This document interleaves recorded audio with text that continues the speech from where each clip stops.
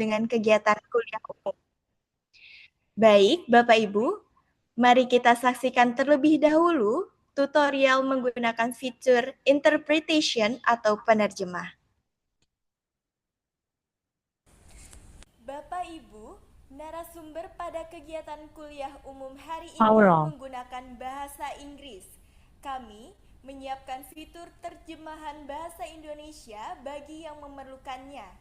Cara mengaktifkan terjemahannya yaitu sebagai berikut. Biasanya pada laptop sudah terdapat icon interpretation di bagian bawah layar yang bergambar globe atau bola dunia.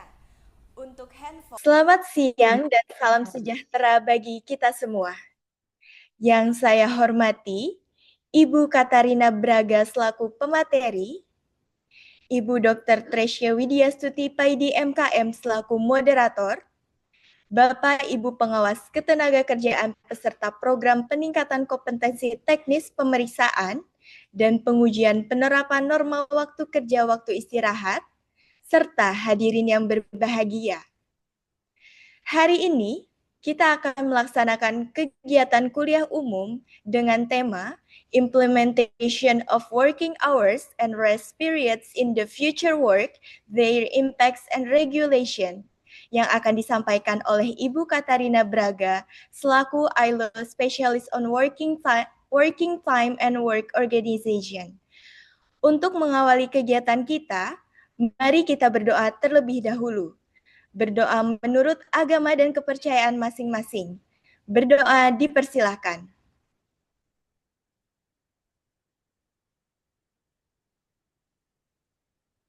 Berdoa selesai. Semoga kegiatan kita hari ini lancar dan membawa manfaat. Baik, Bapak Ibu yang berbahagia, saya mau memastikan dulu apakah Bapak Ibu semua sudah siap mengikuti kegiatan kuliah umum hari ini? Kalau sudah siap, boleh.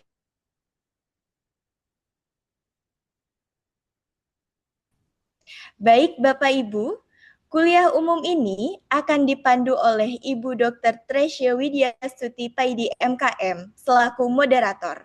Kepada Ibu Dr. Tresya, kami persilakan. Terima kasih. Assalamualaikum warahmatullahi wabarakatuh. Selamat sore dan salam sejahtera bagi kita semua. Selamat datang bagi seluruh peserta kuliah umum pada hari ini dengan tema Implementation of Working Hours and Rest Periods in the Future Work, Their Impact and Regulation. Saya Tresya, moderator pada hari ini yang akan memandu acara kuliah umum.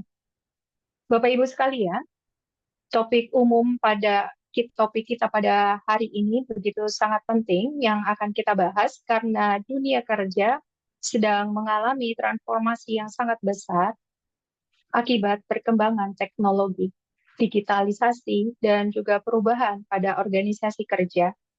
Dalam konteks tersebut, Bapak Ibu, maka pengaturan waktu kerja dan waktu istirahat menjadi isu yang sangat strategis yang tidak hanya berdampak pada produktivitas kerja, tetapi juga kesehatan, keselamatan, dan kesejahteraan pekerja.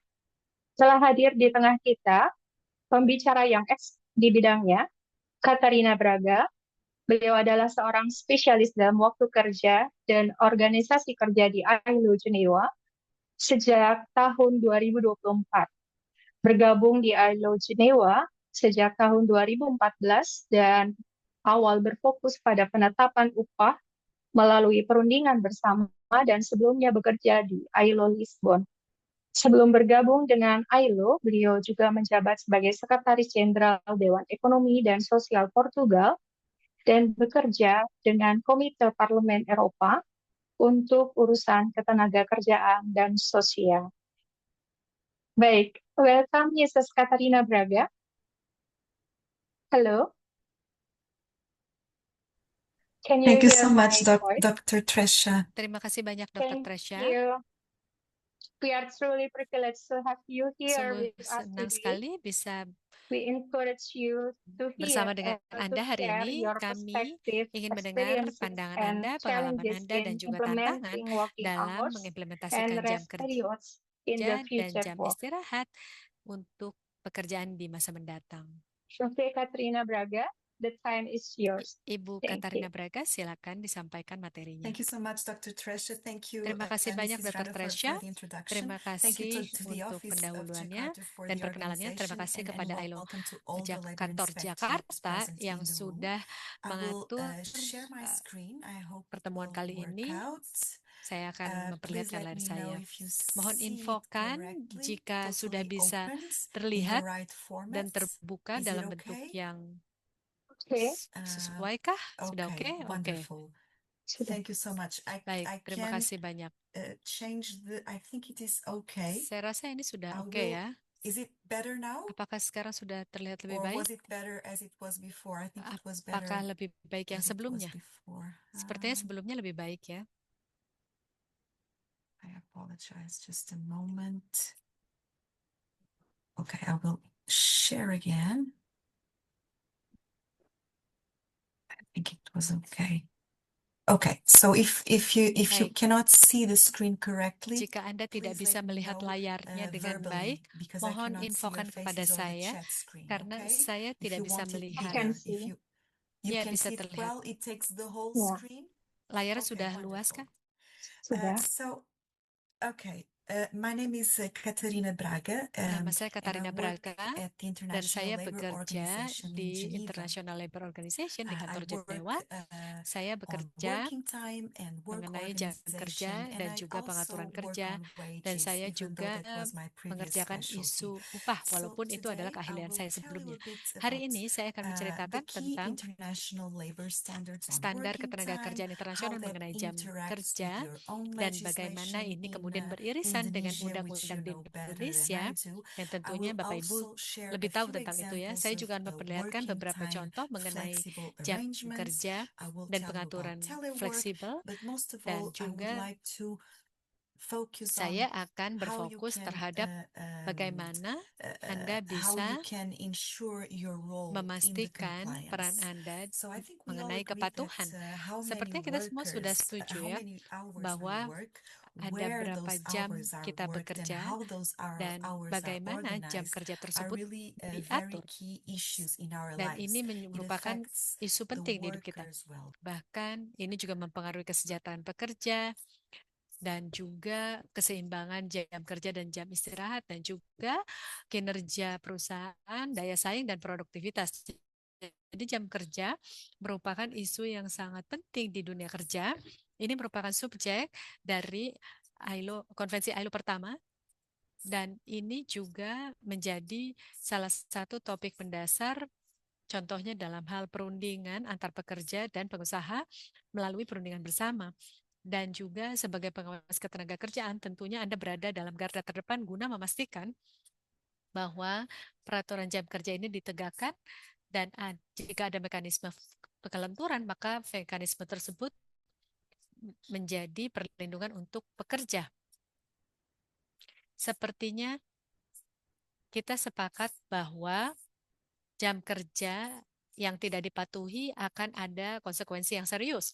Contohnya di ILO ada studi gabungan dengan WHO dari 2021, di mana dicatat bahwa jam kerja berlebihan itu lebih dari 55 jam per minggu akan mendatangkan dampak signifikan, dan juga ada risiko penyakit jantung yang mengintai. Dan ini juga bisa mengarah ke kelelahan parah, mengarah ke permasalahan kesehatan mental, dan kadang juga terkoneksi dengan upah rendah, dan kadang seringkali terjadi bahwa lemburnya tidak tercatat dengan baik, atau tidak dihitung dengan baik, atau dibayar dengan baik. Bahkan kadang kita juga menghadapi penggunaan yang tidak sesuai mengenai kontrak jangka pendek.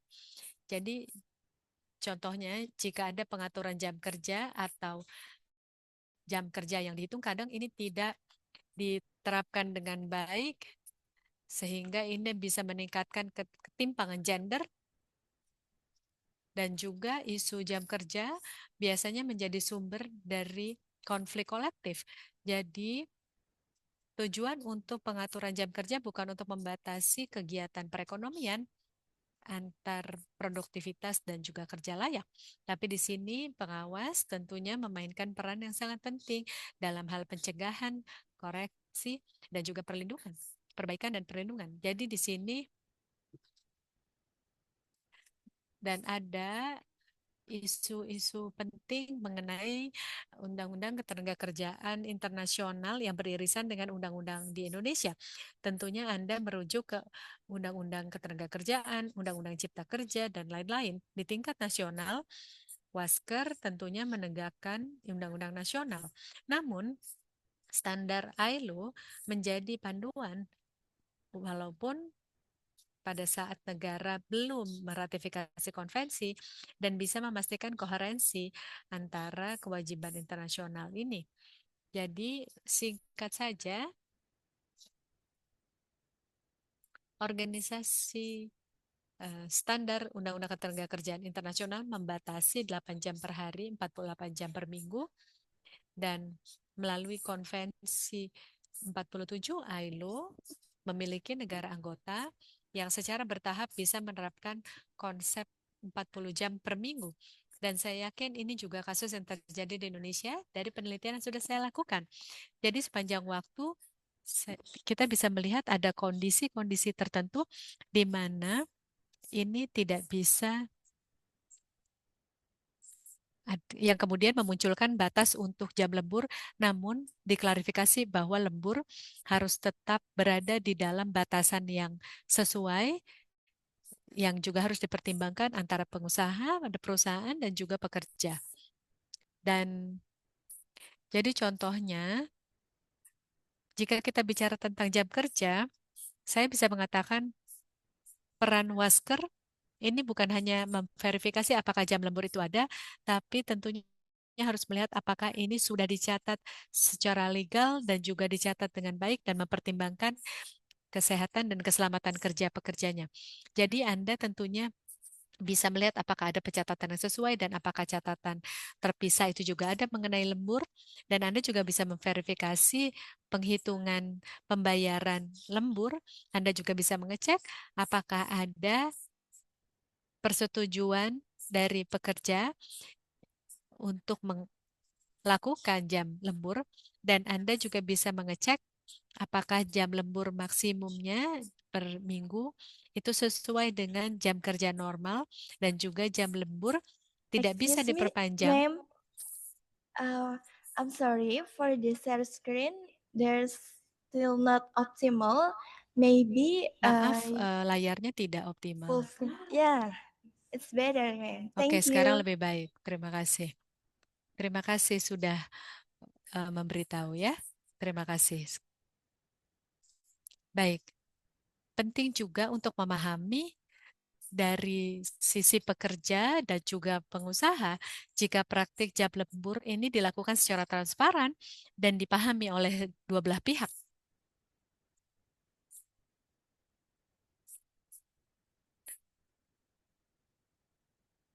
Dan mungkin ini adalah sesuatu yang harus dicek. Saya tahu bahwa sistem lembur di Indonesia dibolehkan, tapi tentunya ada pembatasan dan juga ada uang lembur dan juga persetujuan pekerja juga dibutuhkan, dan Anda juga harus memastikan bahwa ada implikasi praktikalnya.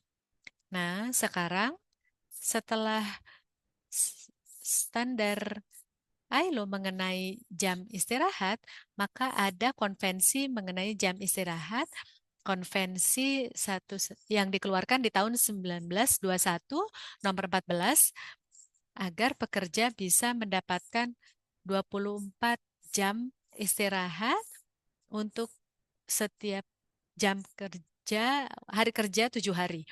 Dan pekerja harus mendapatkan setidaknya 24 jam istirahat dalam 7 hari bekerja. Nah, ini kemudian ini diberlakukan untuk semua pekerja dan juga di hari-hari di mana hari kerja ini disepakati dalam satu negara. Jadi contohnya di negara Muslim, kalau saya tidak salah, ada hari-hari tradisional untuk libur adalah Sabtu, Jumat dan Sabtu, dan juga ada negara-negara lain jam tradisional istirahatnya adalah Sabtu Minggu Jadi semakin Anda mensejajarkan jam istirahat dengan tradisi di negara Anda, maka pekerja jadi bisa mendapatkan keseimbangan antara pekerjaan dan kehidupannya, sehingga jam istirahatnya bisa digunakan untuk bersama dengan keluarga dan teman-temannya. Ada pengecualian, tapi ini bisa dijustifikasi dan berkaitan dengan kekhawatiran Wasker, Anda bisa melihat atau mereview jadwal mingguan yang biasanya diperlihatkan oleh perusahaan jika memang ada jam istirahat yang diatur. Sisanya tentunya bisa dilanjutkan dan Anda bisa cek jika jam kerja sudah dilakukan dan kemudian ini dilakukan melalui persyaratan-persyaratan legal. Dan Anda bisa mencatat apakah ini bisa dilakukan dan tidak dicatat. Nah, contohnya, misalnya ada jam shift untuk bergantian, Anda juga bisa cek bahwa shift ini tidak mengeliminasi pembagian kerja untuk jam istirahat. Dan untuk di jam-jam operasional, Anda mungkin bisa mengecek dan menjustifikasi apakah sudah patuh sesuai dengan hukum. Dan sebagai bagian dari standar ketenagakerjaan ILO tentang pengaturan jam kerja atau peralihan jam kerja, konvensi 30, konvensi nomor 30,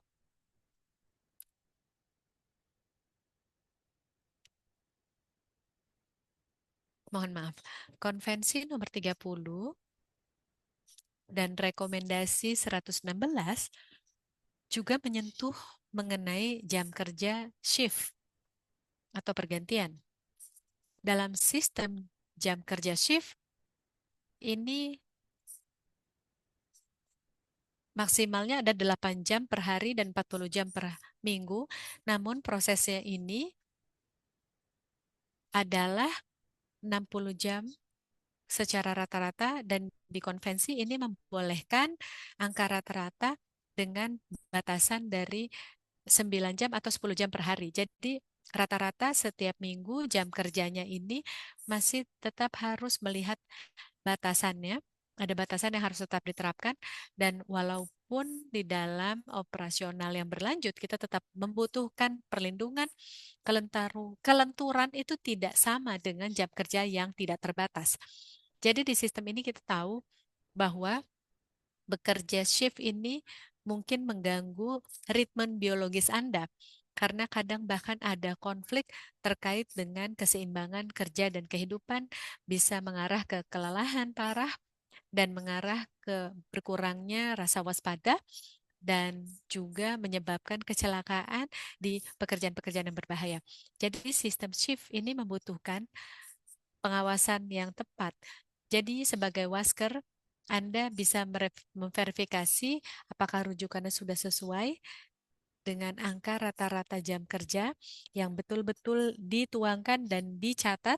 Anda juga harus memverifikasi jam kerja maksimum yang dihormati sehingga jam lembur tidak digunakan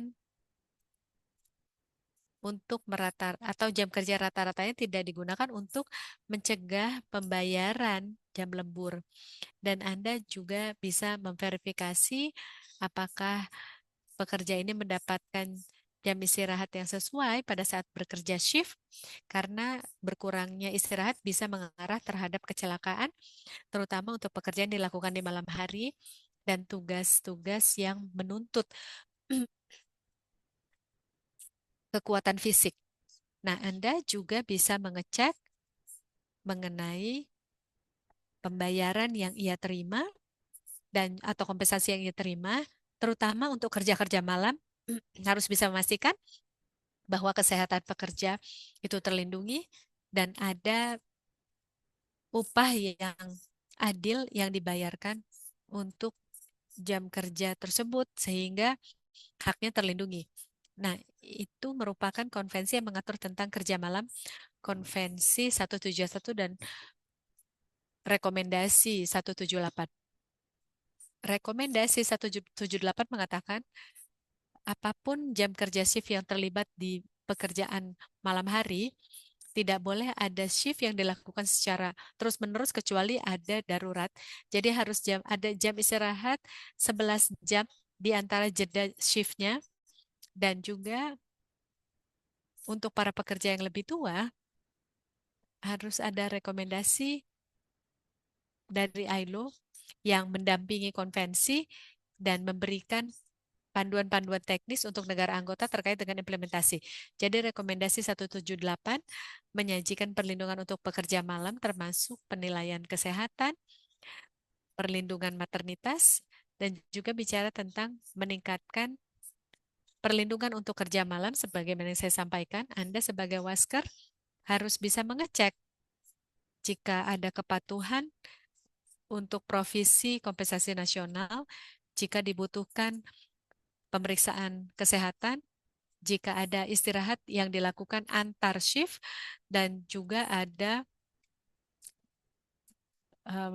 tindakan untuk memastikan K3 dan juga memastikan bahwa ada mekanisme pengaduan jika kecelakaan terjadi dan di sektor-sektor pekerjaan di mana pekerjaan malam itu ada. Contohnya seperti manufaktur, layanan keamanan, transportasi, pelayanan kesehatan. Ini adalah sektor-sektor yang mengusung resiko yang lebih tinggi untuk pekerjaan malam yang berkaitan dengan tugas-tugasnya.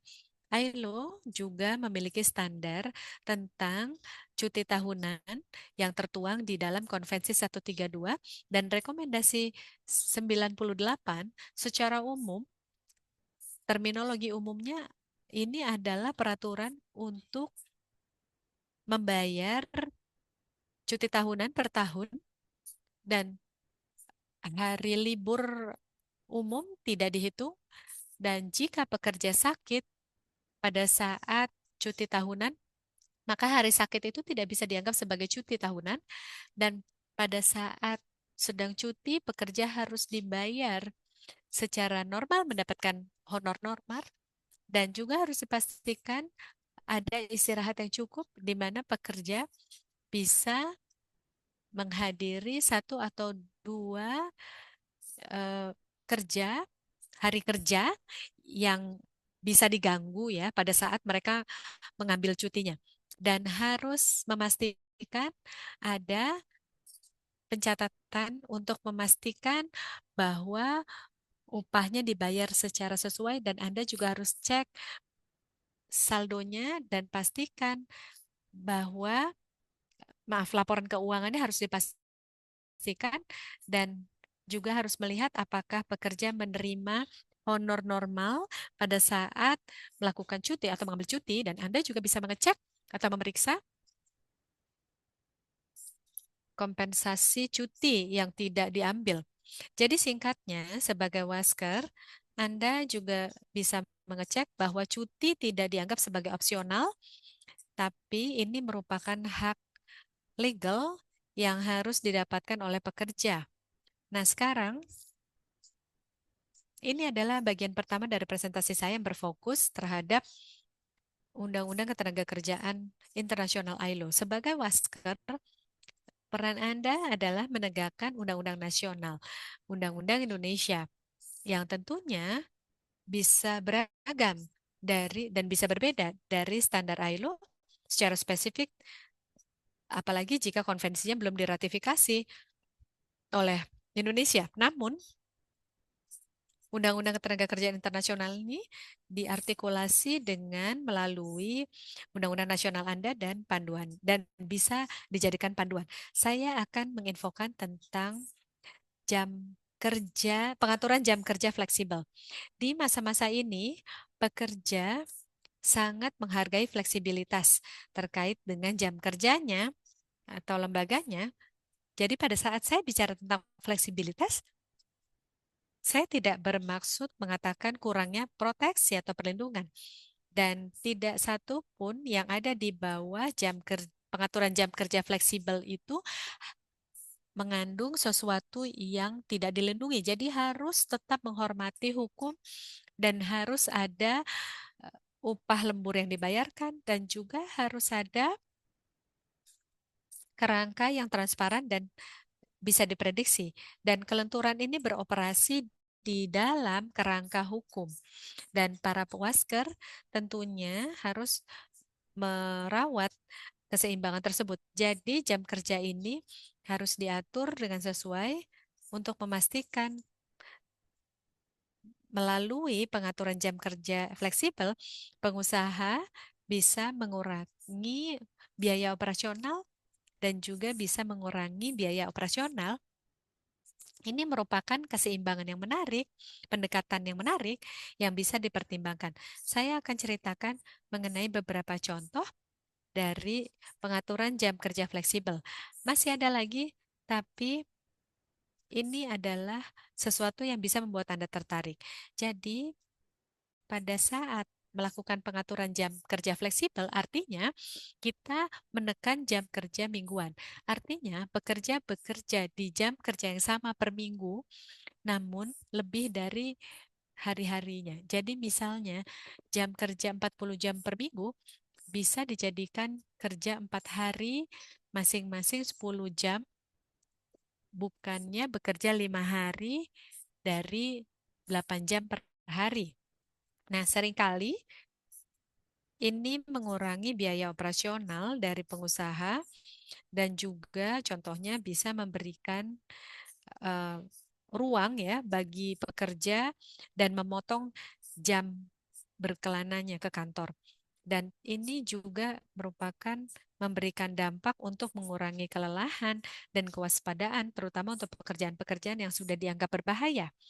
Contohnya di kapal.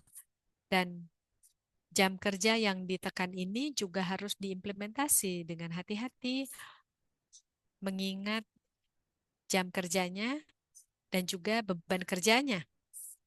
Nah, jadi sebagai pengawas ketenagakerjaan, Anda harus memastikan bahwa ada jam istirahat, dan mereka dievakuasi untuk melakukan istirahat dan meminimalisir kelelahan. Anda juga harus memverifikasi jika ada kepatuhan yang sudah dilakukan mengenai jam kerja hariannya. Anda juga harus memastikan bahwa ada pembayaran untuk upah lemburnya yang dibayarkan dengan sesuai. Anda juga harus cek jika kelelahan dan K3 itu sudah diperhatikan dengan baik. Dan jam kerja yang ditekan ini cocok untuk sektor itu atau tidak. Karena pada saat menekan jam kerja mingguan, ini harus sesuai dengan mara bahayanya dan juga fisik yang dibutuhkan untuk lingkungan. Jadi Anda harus memastikan ada kepatuhan dan juga implikasi keselamatan yang dipertimbangkan di sini. Yang berikutnya adalah untuk pengaturan jam kerja adalah skema jam kerja jam-jaman. Di sini kami membolehkan jam kerja di beberapa periode lebih dari seminggu. Jadi contohnya Konvensi 47 ILO menyerukan pengurangan bertahap untuk jam kerja mingguan menjadi 40 jam. Dan di 40 jam tersebut biasanya masuk ke dalam periode 7 hari dan itu merupakan rujukan standar untuk 1 minggu. Tapi kita juga bisa merujuk jam kerja lebih dari 1 minggu untuk menghitung angka rata-rata dari jam kerja per minggu selama jam kerjanya menjadi 1 bulan, 2 bulan, 6 bulan, bahkan di beberapa pengaturan ini bisa menjadi 1 tahun. Tapi kita juga harus mengelola jam istirahatnya untuk memastikan proteksi dan juga kesehatan dan keselamatan kerjanya. Jadi di kasus ini harus ada definisi yang jelas mengenai jam rujukannya. Pengusaha dan pekerja harus tahu jika kita bisa 1 bulan, 6 bulan, maka kita masih harus patuh dengan batasan jam kerja harian dan mingguan dan juga periode selama yang disepakati. Dan di akhir periode yang dirujuk, kita harus memastikan bahwa upah lembur sudah dibayar. Dan jika ada perubahan jadwal, kita harus menginformasikan kepada pekerja, pekerja harus tahu sebelumnya sehingga mereka bisa prediksi schedule atau jadwalnya. Sebagai wasker, Anda bisa melihat bahwa ini cukup kompleks ya, dan Anda harus memastikan bahwa periode ini dicatat dengan baik dan mengkonfirmasi bahwa ini masuk ke dalam limit atau batasan legalnya, batasan hukumnya, dan memastikan bahwa pekerja tidak bekerja di jam kerja yang berlebihan. Dan kita juga harus ada beberapa kelenturan terkait dengan upah harus stabil dan bisa diprediksi selama periode hari kerja rujukan. Dan jam pengaturan fleksibel lainnya, pengaturan jam kerja fleksibel lainnya adalah part-time atau paruh waktu. Nah, ini merujuk ke Konvensi 175. Dan secara singkat, mayoritas dari negara dengan jam kerja paruh waktu, jam kerja ini di bawah 40 jam per minggu. Jadi itu adalah batasan yang dipahami oleh setiap negara. Namun, walaupun jika seorang pekerja itu bekerja paruh waktu, kita harus memastikan bahwa orang tersebut mendapatkan hak bekerja yang sama dengan pekerja penuh waktu seperti hak untuk melakukan perundingan, upah yang setara, non-diskriminasi, K3, akses ke Jamsos, perlindungan maternitas, dan juga upah lembur. Kita juga harus memastikan bahwa ini merupakan jam kerja yang sifatnya opsional. Pekerja tentu harus tetap mendapatkan haknya. Sebagai wasker, Anda juga harus cek apakah ada perlakuan yang setara antara pekerja paruh waktu dan penuh waktu, dan memastikan upah yang proporsional dan juga manfaat yang proporsional. Anda juga harus cek apakah ada penghitungan upah yang tepat yang mengkonfirmasi jam kerja yang dihitung secara jam-jaman dan memastikan pekerja mendapatkan akses ke jaminan sosial dan sudah terdaftar. Nah, dan ketimpangan gender dan diskriminasi itu merupakan resiko yang seharusnya tidak dihadapi oleh pekerja paruh waktu. Dan di waktu yang lebih luas lagi, pekerja paruh waktu itu sifatnya sukarela. Karena kadang ada orang yang bekerja secara paruh waktu, ingin bekerja penuh waktu jika pekerjaan penuh waktu tersedia. Dan di tingkat kebijakan kita harus memastikan bahwa orang-orang ini tidak masuk ke dalam jebakan jam kerja paruh waktu. Nah, ini adalah beberapa waktu yang lentur. Contoh dari pengaturan jam kerja fleksibel, ini bisa dilakukan secara fleksibel dan juga disesuaikan dengan jam perbankan. Jadi ini mungkin berbeda. Jam kerja fleksibel adalah sebuah skema yang menyajikan pekerja kemampuan untuk memulai kerja-kerjanya dan menyelesaikan kerjanya di jam-jam yang fleksibel di dalam batasan tertentu. Jadi misalnya pekerja harus bisa mensejajarkan jadwal kerjanya dengan fasilitas penitipan anak dan juga jam sekolah anak dan juga jadwal transportasi. Seringkali jam kerja lentur tersedia itu dalam jam-jam utama. Dan walaupun ada kelenturan untuk memulai dan menyelesaikan pekerjaannya, mereka tetap patuh dengan jadwal penuh waktu seperti halnya 8 jam, tapi 8 jam tersebut bisa dihitung melalui bukan 9 ke 5, tapi bisa ke jam 8 ke 4 dan atau 7 ke 3. Dan ada jam-jam lentur ya, di mana pekerja harus hadir di tempat kerja tersebut. Jadi itu sehingga rapat-rapat atau kegiatan penting lainnya terjadi di jam-jam tersebut. Nah, yang menarik adalah memastikan pekerja bisa tetap memenuhi tanggung jawabnya dalam kehidupan pribadinya. Menghemat waktu ini juga tentunya membutuhkan kelenturan dan pekerja bisa mengakumulasi jam kerja dan harus ada jam kerja yang disimpan sebagai saldo dan ini bisa dianggap sebagai jam kerja upah yang dibayarkan melalui upah dan juga lembur yang juga dibayarkan.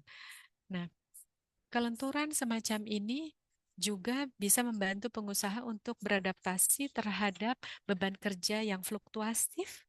Namun, kadang skema ini juga agak rumit karena kita harus mengklarifikasi bagaimana jam ini dihitung untuk absensi. Kita harus ada perlindungan untuk pekerja, hak-hak pekerja, dan jika distrukturisasi secara baik, maka akan menguntungkan dua belah pihak. Sebagai Wansker, Anda juga harus memverifikasi bahwa ada akumulasi yang jelas tentang batasannya, sehingga jam kerja legalnya ini dihormati walaupun ada jam-jam perbankan, dan pastikan jam-jam tersebut dilindungi dan sistem pencatatannya itu transparan dan bisa diandalkan. Dan yang menarik adalah cara di mana kita harus menjaga berbagai hal.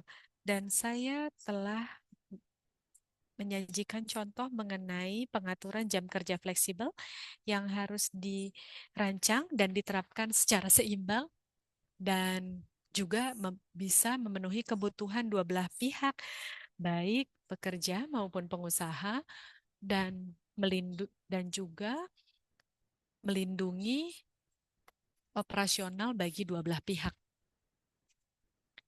Dan sekarang saya ingin menceritakan tentang telework atau jam kerja yang bisa dihitung.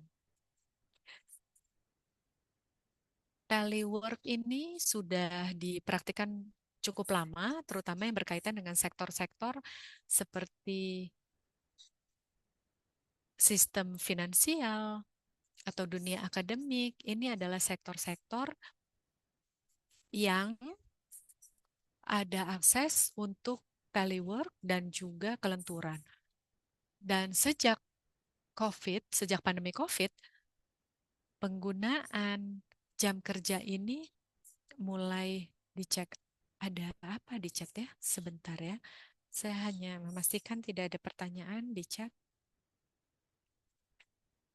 Kalau ada pertanyaan dalam bahasa Indonesia, Ada pertanyaan? mungkin Ada bisa pertanyaan? diinfokan. Baik. Ada pertanyaan?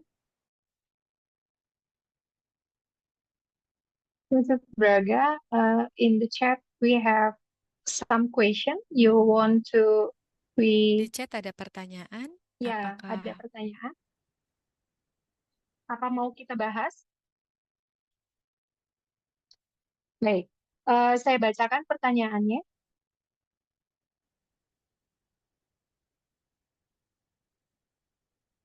kalau disepakati, karena tinggal ada beberapa slide lagi, Oh ya, kalau boleh silakan. mungkin saya selesaikan dulu presentasinya. Nanti kita masih Ya, ada waktu 40 menit untuk sesi tanya jawab. Tidak apa-apa kah? ya, it's Seperti itu? okay. It's okay, Miss. Baik. Baik, terima kasih. Baik. Sejak pandemi COVID, telework itu sudah dikembangkan. Telework ini adalah kerja yang dilakukan di luar janji-janji pengusaha menggunakan informasi dan teknologi komunikasi. Di dunia kerja hybrid ini adalah gabungan dari dua dunia kerja. Jadi ada beberapa pekerja yang menggunakan jam kerjanya di kantor dan beberapa jam kerjanya di kantor. Jadi telework ini menghadirkan dampak positif untuk keseimbangan dunia kerja dan kehidupan pribadi karena ini bisa menghemat waktu untuk pergi ke kantor, pulang pergi ke kantor. Namun dengan adanya jam kerja telework, batasan antara kehidupan pribadi dan kerja menjadi kabur ya. Dan kadang ini juga mengakibatkan jam kerja yang panjang sehingga mengakibatkan stres, kelelahan, dan isolasi. Di dalam konteks telework, tentunya pengawas ketenagakerjaan menghadapi tantangan, tapi Anda tetap bisa mengecek apakah ada perjanjian untuk telework antara pengusaha dan pekerja. Jika jam kerjanya itu secara sesuai dicatat, walaupun pada saat pekerja ini melakukan telework, Anda harus memastikan bahwa pekerja itu bisa mengakses istirahat dan di beberapa pengaturan bahkan ada hak untuk disconnect dari internet. Walaupun baik mereka sedang bekerja secara remote atau jarak jauh ataupun bekerja di kantor. Dan tentunya pada saat ini mereka itu tidak diwajibkan untuk mengecek email dan HP-nya. Dan jika ada semacam monitoring elektronik untuk memantau pekerjaan telework ini, Anda juga harus mengecek apakah pekerja ini sudah terinformasi dan mengantisipasi monitoring tersebut dan pekerja sudah sepakat dan monitoring ini tidak terlalu mengganggu kehidupan pribadi pekerja.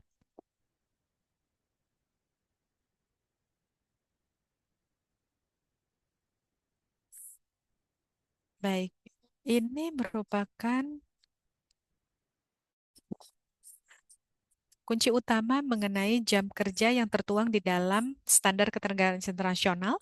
Kita tadi juga sudah membahas tentang pengaturan jam kerja ya fleksibel dan saya juga sudah menjabarkan tentang teleworking. Dan sekarang saya ingin menutup presentasi saya dengan menyampaikan mengenai standar ILO kunci mengenai pengawas ketenagakerjaan yaitu Konvensi 81 dan juga Konvensi 129. Jadi di dalam konvensi-konvensi ini pengawas ketenagakerjaan harus menegakkan provisi hukum mengenai kondisi kerja, meliputi jam kerja, upah, jam istirahat mingguan, jam libur, keselamatan, kesehatan, dan perlindungan untuk kelompok rentan. Mandat Anda sebagai Wasker meliputi penegakan dan pencegahan. Dan terkait dengan alat-alat yang tentunya pasti Anda lebih tahu daripada saya. Tapi secara khusus memikirkan mengenai peran Anda, mengenai penegakan jam kerja dan juga pengaturan kerja, Anda tentunya bisa mengadakan kunjungan ke tempat kerja, Anda bisa mengecek catatan dan dokumentasi, Anda juga bisa melakukan wawancara ke pekerja dan pengusaha, Anda juga bisa memberikan panduan, saran, dan melakukan kunjungan berikutnya jika Anda melihat atau menerima laporan ketidakpatuhan. Jadi peran Anda merupakan kunci di dalam peraturan dunia kerja karena mengintegrasikan penegakan, pemberian syarat, dan juga mendapatkan umpan balik. Anda juga bisa memprioritaskan sektor-sektor berisiko tinggi. Mungkin di sini kita bisa menyasar perkebunan di pertanian, manufaktur, konstruksi, penambangan, transportasi, dan jika ada kekhawatiran tentang ekonomi informal, mungkin kerja-kerja platform, dan sektor-sektor yang secara spesifik itu dinamis, sehingga ada kekhawatiran ya. Dan saya rasa jam kerja, saya berpikir jam kerja itu bersisian dengan upah. Jam kerja dan upah itu berjalan beriringan dan ini merupakan aspek penting bagi baik pekerja karena dampaknya ini menyasar ke keseimbangan pekerjaan dan dan kehidupan pribadi dan juga memberikan dampak terhadap hubungan keluarga dan pengusaha dan juga biaya operasional, biaya ketenagakerjaan, produktivitas, dan juga kinerja. Jadi ini merupakan area yang sangat komprehensif di mana kerja Anda dianggap sangat penting. Jadi ini merupakan pemikiran saya untuk hari ini. Saya akan menghentikan layar saya dan sekarang saya siap untuk menjawab pertanyaan yang mungkin muncul dan saya akan coba untuk menjawab sebaik mungkin. Jika saya tidak bisa memberikan jawabannya, saya akan kembalikan kepada Anda nanti ya. Terima kasih banyak. Thank you, Mrs. Braga, for your comprehensive presentation. Now we will Terima kasih proceed Ibu to untuk the presentasinya discussion yang and komprehensif. Sekarang Q&A kita lanjut session. ke tanya Baik jawab Bapak sesi Ibu Q&A. peserta, Bapak Ibu yang mau bertanya bisa raise hand dan kemudian nanti Bapak Ibu dapat memperkenalkan diri dan kemudian bertanya secara singkat dan jelas. Mrs. Braga, in chat room we have two questions. Ibu Braga, di ruang chat ada 2 pertanyaan. The first question Pertanyaan is, pertama adalah,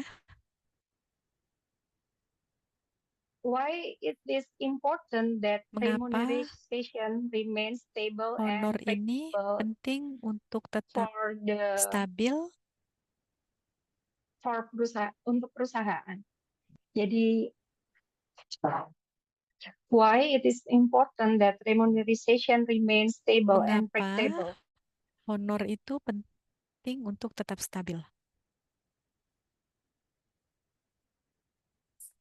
Oke, terima kasih banyak untuk pertanyaannya. Saya yakin bahwa tadi saya sudah menyampaikan pada saat saya bicara mengenai mekanisme jam kerja yang mulur. Dan seperti yang saya sampaikan, skema tersebut bisa membuat perusahaan memperpanjang periode rujukannya untuk mengkalkulasi jam kerja maksimum untuk periode yang lebih panjang dari 1 minggu. Jadi itu artinya lebih dari 1 minggu pekerja ini bekerja 50 jam dan di minggu berikutnya pekerja bekerja 45 jam dan di minggu berikutnya lagi 35 jam dan kemudian 50 jam atau 55 jam. Tapi yang paling penting adalah di dalam batasan-batasan tersebut, jam kerja mingguan rata-rata tersebut harus tetap berada di dalam limit yang diakui secara hukum.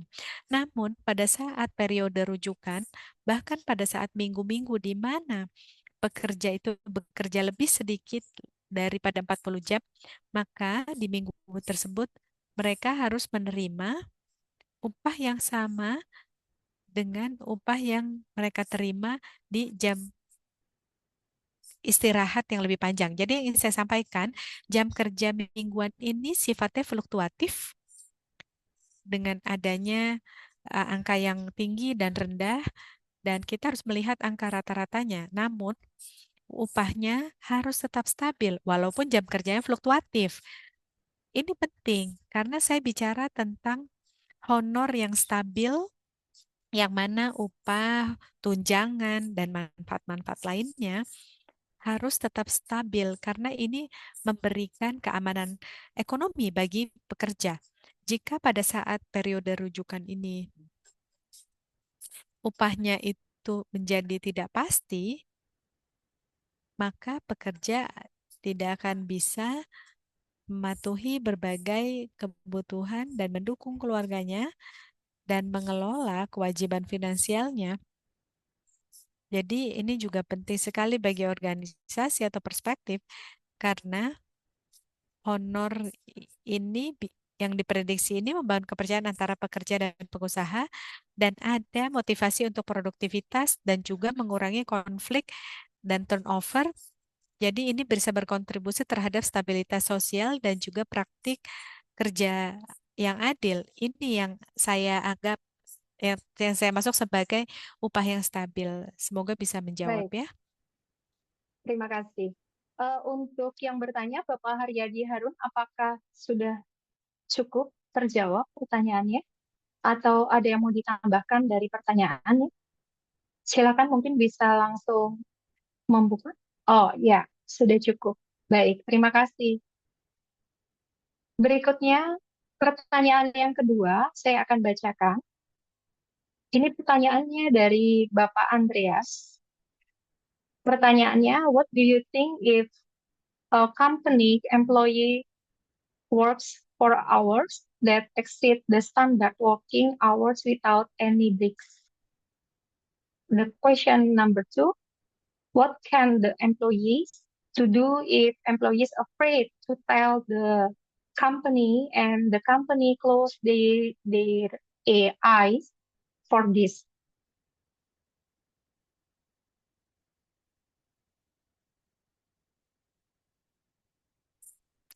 Baik, terima kasih untuk pertanyaannya.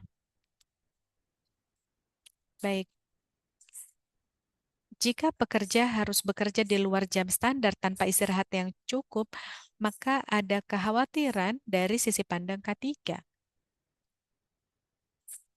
Jelas sekali bahwa penting sekali kita harus menghindari kelelahan dan mengurangi resiko kecelakaan walaupun ada negatif impact terhadap pengusaha, dampak negatif terhadap pengusaha. Saya paham bahwa ada masa-masa sulit pada saat menyuarakan masalah ini. Dan ini juga tergantung dari pengaturannya jika kita bekerja untuk contohnya mungkin secara internal ada prosedur pengaduan, mekanisme pengaduan, dan biasanya ada kerahasiaan yang harus dijamin. Jika ada dewan pekerja atau perwakilan pekerja, jika tidak ada serikat pekerja di dalamnya, maka hal-hal tersebut bisa diangkat oleh pekerja melalui perwakilan pekerja. Anda juga bisa minta memberdayakan bukan hanya waskernya, tapi lebih dari sisi kebijakan untuk mempercepat dan memberdayakan pekerja untuk mengorganisir. Ini merupakan fundamental mendasar Konvensi 98 dan 99. Jadi jika ada perwakilan pekerja seperti serikat di tingkat perusahaan, maka pekerja akan mendapatkan kemampuan atau kemungkinan untuk menyuarakan keprihatinannya. Jika ada mekanisme pengaduan keluhan di perusahaan, maka keluhan tersebut bisa digunakan untuk memahami apa yang terjadi. Dan penting juga dialog itu dilakukan karena ada cara-cara berbeda untuk melakukan dialog sosial, harus ada tempat kerja dan kerjasama jika perundingan bersama itu tidak ada. Jika perjanjian kerja bersama itu belum ada.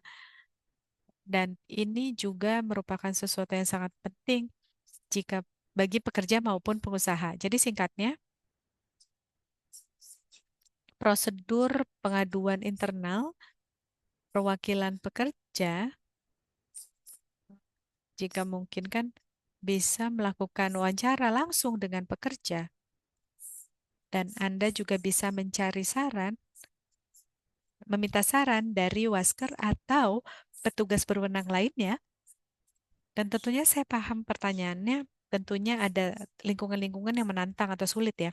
Tapi ini ada beberapa gagasan yang bisa dipertimbangkan. Baik, terima kasih.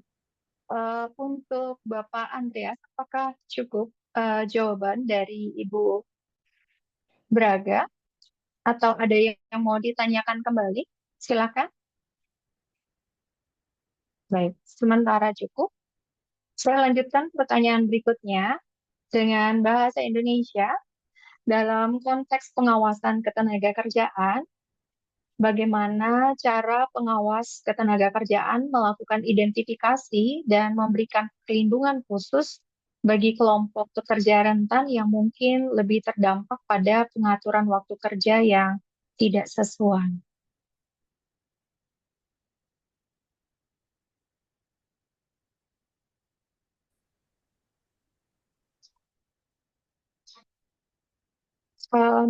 Miss Braga, you on mute. Ya, Thank terima you. kasih. Dr. Tresya, bisa diulangi lagi kah pertanyaannya? Dalam konteks pengawasan ketenagakerjaan, bagaimana cara pengawas ketenagakerjaan melakukan identifikasi dan memberikan perlindungan khusus bagi kelompok pekerja rentan yang mungkin lebih terdampak oleh pengaturan waktu kerja yang tidak sesuai? Maksudnya, ketika pengawas ketenagakerjaan menemukan ada suatu kelompok pekerja rentan yang di tempat kerja dan pengaturan waktu kerjanya tidak sesuai, menyalahi aturan, apa yang kemudian harus dilakukan? Identifikasi apa yang perlu dilakukan oleh pengawas ketenagakerjaan dan perlindungan khusus seperti apa yang harus dilakukan untuk mereka? Begitu. Baik, terima kasih banyak atas pertanyaannya. Saya bukan wasker, saya ahli jam kerja. Jadi saya tidak dalam posisi untuk merespon hal itu. Saya justru lebih pas untuk membahas tentang jam kerja dan jam istirahat, terutama yang berkaitan dengan kebijakan. Namun secara umum, pengawas itu bisa memainkan peran bahkan untuk melindungi kelompok rentan. Sebagaimana yang saya sampaikan, ada satu kemungkinan, contohnya berfokus pada sektor-sektor yang mungkin dianggap sebagai sektor yang berisiko tinggi, seperti pertanian atau manufacturing, di mana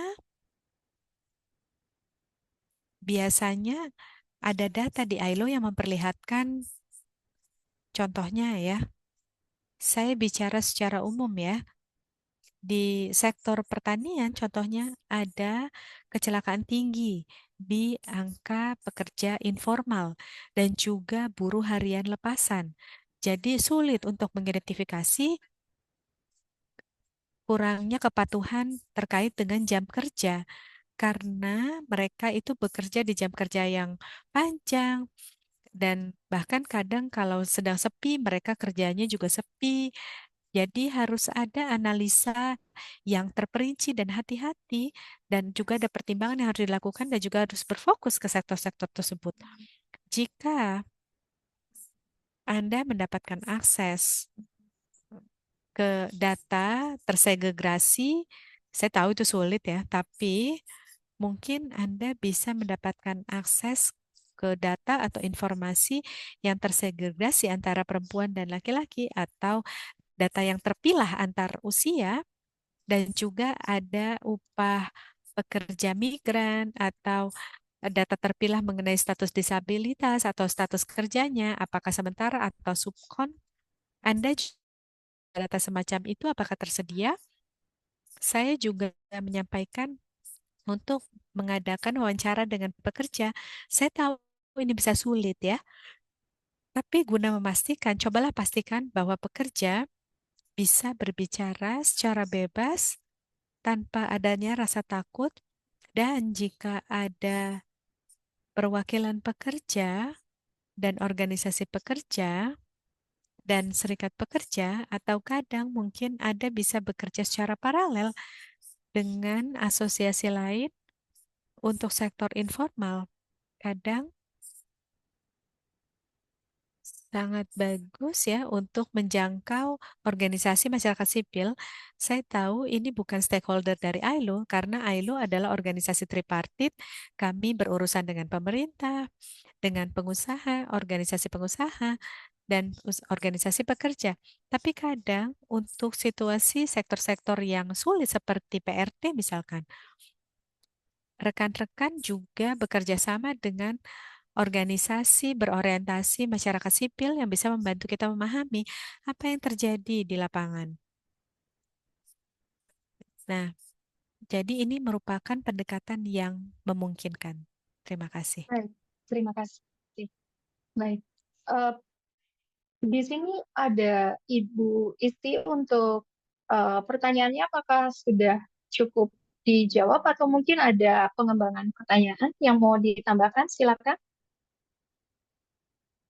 Bapak Ibu peserta, Bapak Ibu bisa bertanya langsung dengan menggunakan fitur raise hand dan kemudian bertanya langsung. Nanti kami akan membuka pertanyaan, membuka videonya dan kemudian suaranya sehingga Bapak Ibu bisa langsung bertanya sendiri. Bapak Ibu bisa menggunakan bahasa Indonesia karena ada interpreter. Dipersilahkan. Ada yang mau ditambahkan dari Ibu Isti? Silakan kalau mau raise hand. Ini kebetulan ada beberapa pertanyaan yang sebelumnya oleh eh, Bapak Andreas yang masih ingin ditanyakan. Mungkin Bapak Andreas bisa langsung bertanya dalam bahasa Indonesia, boleh? Silakan raise hand, Pak Andreas. Ya, oke. Ada Ibu Isti. Tolong dipin Bapak Ibu, panitia. Silakan Ibu Isti untuk bertanya.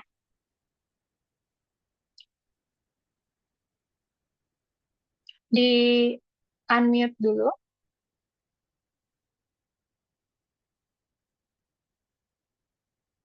Masih mute suaranya.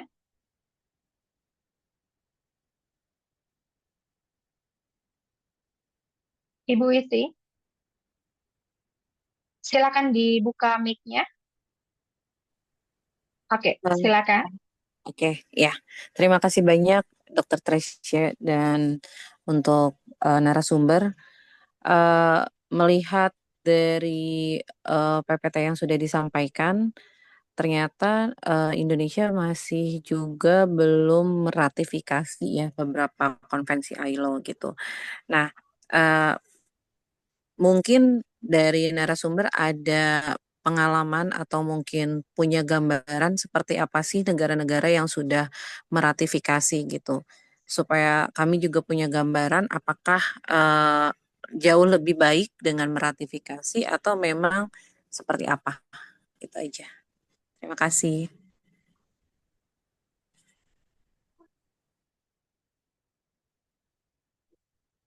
Silakan. Terima kasih untuk pertanyaannya. Saya bukan ahli norma kerja. ILO memang mengeluarkan undang-undang ketenagakerjaan. Dan salah satu kunci utama kami adalah pada saat kami menyusun konvensi, pastinya ini berdasarkan dialog dan konsensus antara pekerja, pengusaha, dan juga pemerintah, sehingga ILO berharap secara bertahan negara akan meratifikasi konvensi tersebut. Nah, konvensi ini biasanya menjadi standar minimum karena tentunya ini harus diterapkan di seluruh dunia dan di hampir 200 negara anggota ILO. Karena ada kenyataan yang berbeda, tradisi yang berbeda, dan sehingga itulah sebabnya konvensi ini mengatur yang paling minimum. Jadi ini terserah lagi kepada negara anggota untuk menerapkannya ke dalam sistem hukumnya. Bahkan kadang apakah mau setara dengan perlindungan yang ada di konvensi atau perlindungan yang lebih baik lagi. Nah, kemudian negara harus bisa menyampaikan beberapa kondisi dan harus bisa melibatkan perubahan undang-undang sehingga bisa meratifikasi konvensi. Jadi itu kemungkinannya. Namun, Indonesia memiliki undang-undangnya sendiri yang harus diterapkan dan bisa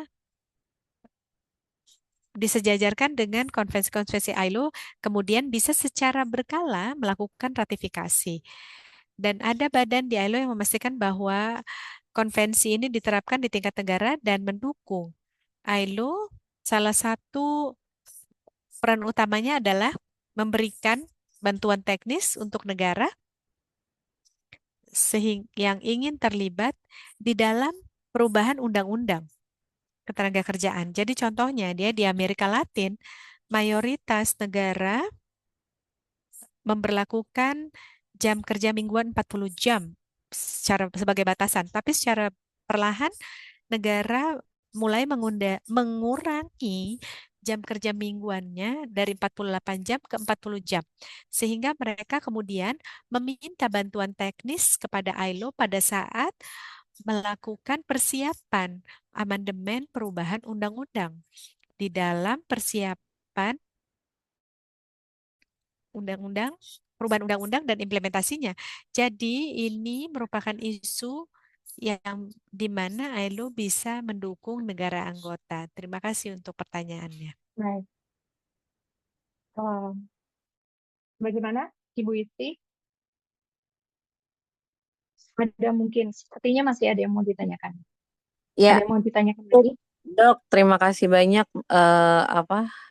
Senang sekali mendengar terutama yang tadi pembahasan terakhir ya, kaitannya dengan yang Amerika Latin, kemudian juga ternyata kalaupun suatu saat mungkin gitu ya kita punya pengaturan jam kerja yang dianggap lebih baik dan efektif, ILO juga ternyata siap untuk bantu negara anggotanya gitu ya. Terima kasih. Baik. Kita lanjutkan ke pertanyaan berikutnya. Di sini sudah raise hand Pak Angga. Silakan Pak Angga untuk buka mic-nya. Silakan langsung bertanya.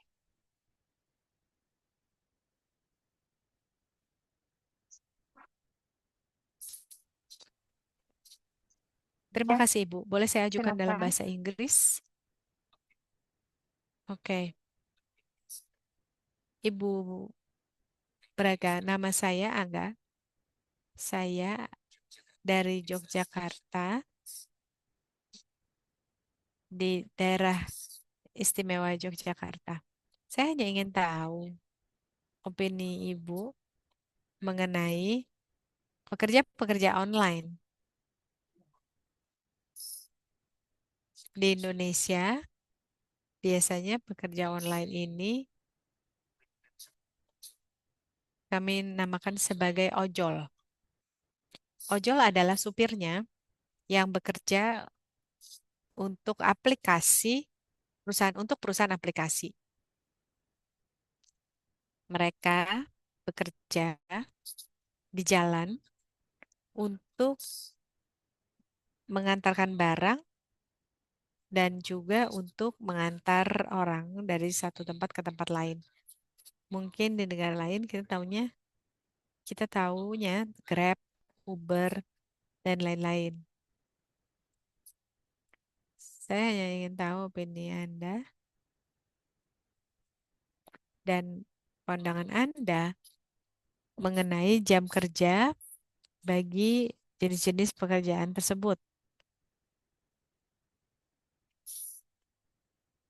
Apakah jam kerja normal ini bisa diterapkan ke berbagai jenis pekerjaan? Atau mungkin menurut opini Ibu, apakah ada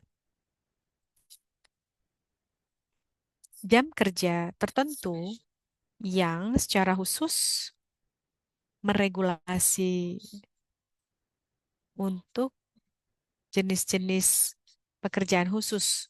Itu saja pertanyaan saya, Ibu. Terima kasih banyak. Terima kasih banyak. Ini pertanyaan yang sangat penting. Regulasi untuk jam kerja untuk tim transport sangat penting karena tentunya berdampak terhadap eh, kesehatan dan keselamatan kerja pekerja.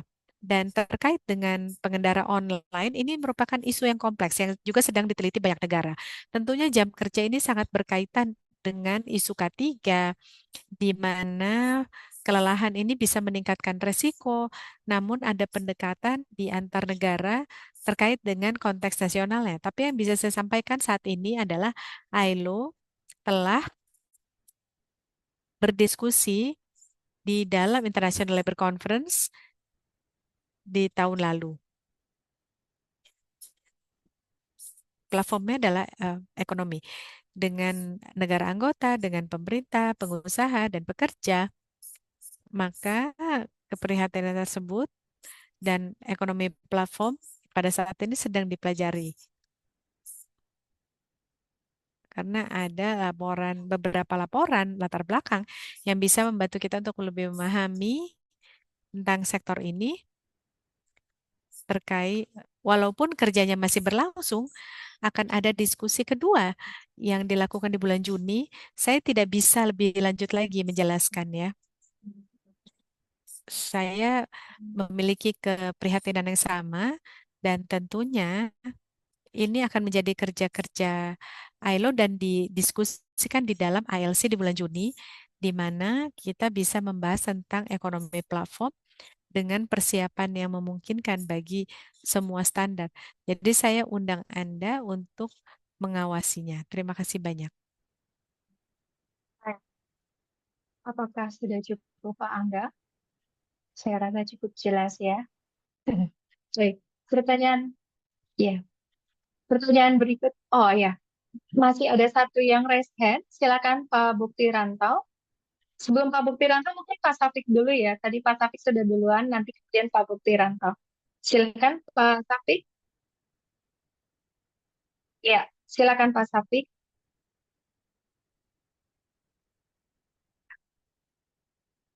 Ya, suaranya terdengar. Silakan.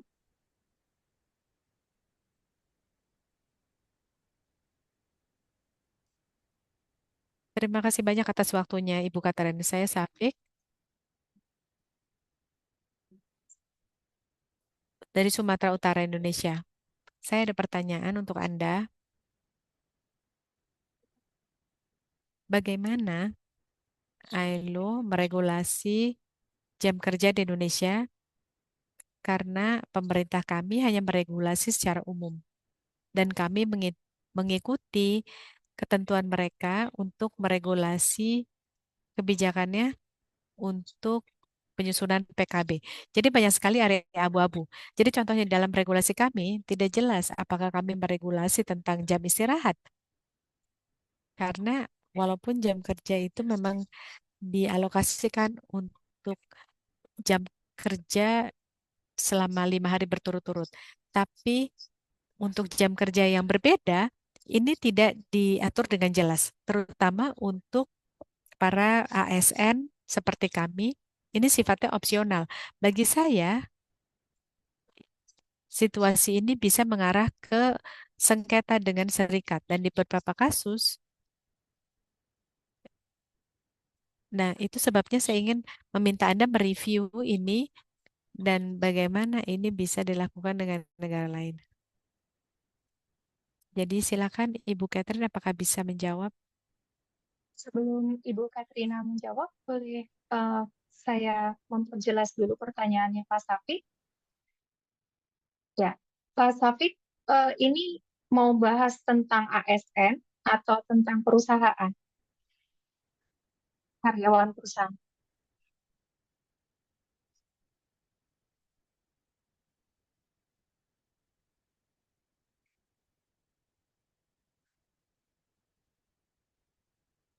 Nah, maksud saya begini. Baik, sebentar, Pak Safik sebentar. Pertanyaannya Pak Safik mau bicara mengenai jam kerja untuk pekerja, karyawan, swasta, atau sebagai pekerja ASN, swasta. Oke. Baik. Yang tadi Pak Safik sampaikan terkait dengan jam kerja aturan di Indonesia, apakah Pak Safik juga tahu ada jam kerja untuk waktu pada sektor tertentu atau tidak? Pengaturannya. Mungkin maksudnya pengaturan waktu kerja tertentu, misalnya di sektor pertambangan dengan jam kerja tersendiri, dia berbeda, atau di sektor tahu ya. Baik. Eh, baik, silakan Ibu Katarina untuk menjawab pertanyaannya. Jadi, Pak Safik mau bertanya. Oke, ya, baik, silakan. Terima kasih banyak untuk pertanyaannya. Saya rasa saya pahami ya kekhawatiran umumnya. Mohon izin kalau ternyata saya salah ya. Jam kerja bisa diregulasi baik melalui undang-undang atau PKB atau perundangan atau artikulasi dari keduanya. Jadi di beberapa negara di mana ada transisi kuat terkait dengan dialog sosial dan PKB dan di mana mitra sosial itu sangat terorganisir ya, karena mereka itu seperti halnya di negara Skandinavia ya, Jerman atau Belgia, jam kerja itu seperti halnya upah minimum bisa secara signifikan diregulasi melalui PKB. Dan beberapa negara ini hanya meregulasi melalui PKB. Namun, mayoritas negara undang-undangnya menggambarkan perlindungan minimum dan perundingan bersama atau melalui PKB, mitra sosial bisa bernegosiasi. Jadi contohnya, rancangan dan implementasi dari pengaturan jam kerja fleksibel yang mana bisa patuh dengan dan juga memberikan dimensi protektif untuk pekerja. Jadi biasanya ini harus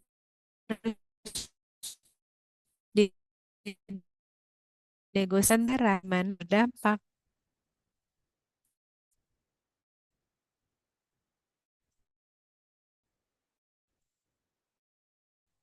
peraya dan beban negara kecil di Amerika Latin PKB aku di atas 70%.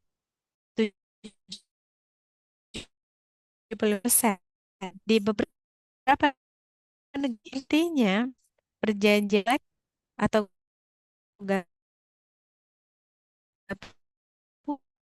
ya, dan kita bisa mengadakan perundingan bersama untuk meregulasi jam kerja, pengaturan jam kerja, dan jam kerja organisasi.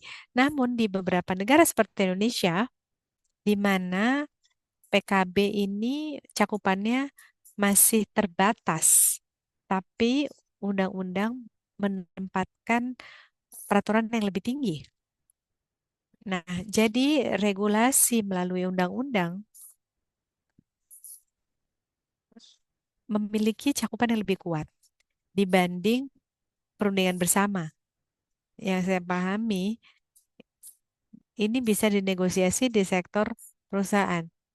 Jadi, perjanjian kolektif dari tingkat perusahaan menjangkau keseluruhan perjanjian umum, tapi sifatnya terbatas karena hanya yang sesuai dengan alasan mengapa pekerja tidak masuk kerja. Dan juga ada penelitian dari ILO yang memperlihatkan bahwa ada negara yang tidak melakukan perundingan kerja bersama, tapi dilakukan di tingkat nasional dan tingkat daerah dengan pengaturan di mana cakupannya harusnya lebih tinggi. Yang mana ini bisa mencapai 75% atau lebih. Di negara-negara di mana PKB ini diberlakukan, terutama di tingkat perusahaan, di tingkat ini cakupannya cenderung lebih kecil, sekitar 15% atau di bawahnya. Jadi saya berharap pertanyaan saya dapat menjawab pertanyaan Anda. Terima kasih. Terima kasih sudah paham, Bu.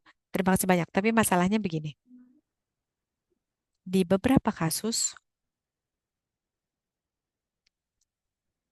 kebanyakan mereka bekerja di sektor pertanian dan banyak bentrokan dengan serikat. Apa menurut Anda? Apakah itu bagus bagi pemerintah untuk meregulasi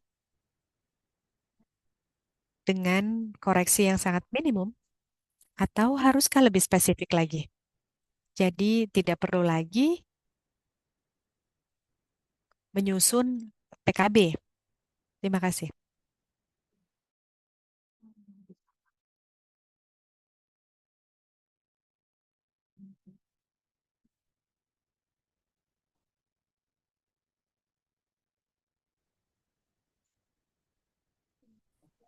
Maaf. Oke. Sepertinya saya paham keprihatinannya. Yang saya pahami begini. Pada saat mengaplikasikan hukum di tingkat perusahaan, tentunya tidak ada konflik kolektif yang terjadi. Dan pertanyaan Anda, jika ini bisa ditangani di awal secara hukum, apakah tetap harus ada PKB? Seperti yang saya sampaikan, undang-undang membuat peraturan upah minimum, yang mana upahnya bisa lebih tinggi. Bukan berarti upahnya rendah. Dan perundingan bersama akan bernegosiasi di atas minimum tersebut atau akan memastikan bagaimana undang-undang,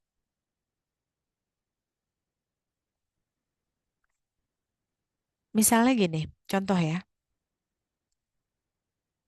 undang-undang bisa mengatur terkait dengan jam kerja maksimum dengan metode shift-shiftan dan tingkat perusahaan melalui collective agreement, pekerja dan pengusaha akan meregulasi dan pengorganisiran untuk shift tersebut. Jadi PKB di tingkat perusahaan biasanya bisa digunakan oleh eh, perwakilan pekerja untuk menyesuaikan undang-undang dengan realitas perusahaan tersebut. Tapi memang harus sepakat dulu dengan limit negaranya. Jika perusahaan ini mendorong adanya ketidaklenturan atau mendorong gabungan langsung untuk implementasi dari jam kerja fleksibel atau hari-hari kerja. Namun, untuk agar PKB bisa berfungsi dengan sesuai, maka perwakilan pekerja atau serikat di tingkat PUK itu harus bisa mengadvokasi dengan kuat. Jadi jika ada organisasi pengusaha dan organisasi pekerja yang biasanya adalah serikat. Jika kita bicara tentang sektor swasta, mungkin kita bicara dengan satu pemilik dan satu dari pihak perusahaan dan juga perusahaan di tingkat tapak. Nah, perwakilan pekerja harus dibangun kapasitasnya, harus bebas, dan harus independen. Maka kita bisa ada sesi berikutnya ya tentang PKB. Tapi biasanya ada syarat awal untuk PKB agar bisa mendapatkan implementasi yang sesuai mengenai perundingan bersama dan PKB dan mitra sosial juga harus kuat dan terkapasitasi dan inginnya mereka itu mendapatkan akses informasi. Jadi untuk memastikan perundingan berbasis informasi, maka pekerja harus mendapatkan akses ke informasi dan pengusaha juga harus bisa mengakses informasi tertentu. Bisa informasi makro dari pemerintah atau inflasi atau pertumbuhan PDB dan juga untuk mendapatkan informasi berbasis keuangan untuk informasi keuangan berbasis perusahaan dan juga bisa melihat neraca saldo keuangan perusahaan dan tentunya mereka harus eh, dibangun dulu kapasitasnya dan juga harus bisa dilebatkan di dalam negosiasi atau perundingan bersama yang bermakna. Nah, perundingan bersama ini merupakan proses yang sifatnya sukarela. Organisasi pengusaha dan organisasi pekerja terlibat di dalam perundingan bersama secara sukarela. Mereka terlibat berdasarkan kemauan mereka. Pada saat sudah ada dicapainya tujuan, maka atau kesepakatan atau perjanjian, maka itu harus diimplementasikan. Nah, bipartit bisa dilakukan di tingkat ini dengan perwakilan antara pengusaha dan pekerja. Sehingga ini bisa membantu untuk mengelola dan menyelesaikan beberapa konflik tertentu atau perjanjian tertentu terkait dengan implementasi dari perundingan bersama. Namun di negara-negara jika cakupan PKB-nya itu sangat rendah, maka undang-undanglah yang akan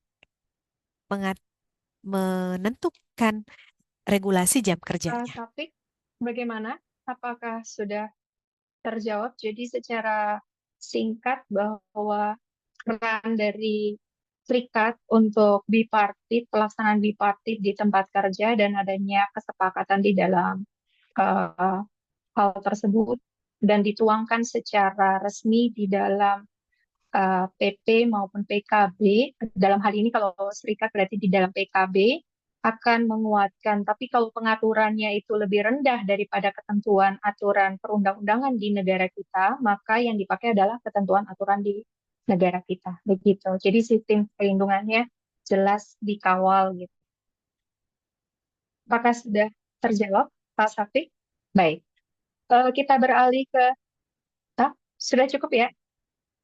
Atau mau bertanya lagi? Masih ada? Tidak. Oh, baik. Terima kasih. Selanjutnya kita akan beri kesempatan untuk Pak Bukti Rantau. Silakan Pak Bukti Rantau.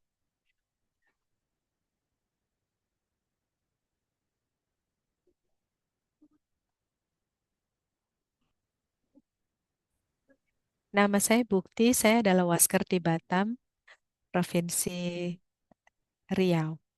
Pertanyaan saya begini, kami ada regulasi untuk mengatur jam kerja, jam lembur,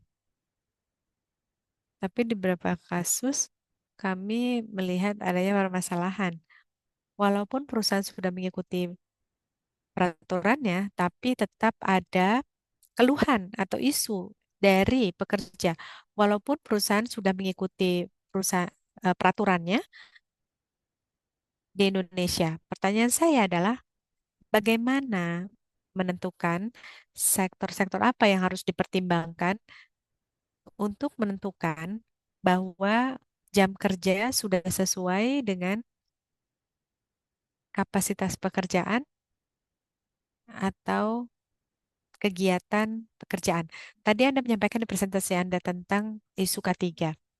Selain isu K3, maaf, ada pertimbangan lain untuk menentukan bahwa kegiatan ini harus dikurangi di bawah pertanyaan saya kurang lebih seperti itu. Bagaimana penentuan atau faktor-faktor yang mempengaruhi untuk mengevaluasi sistem jam kerja kita di perusahaan. Terima kasih. Silakan.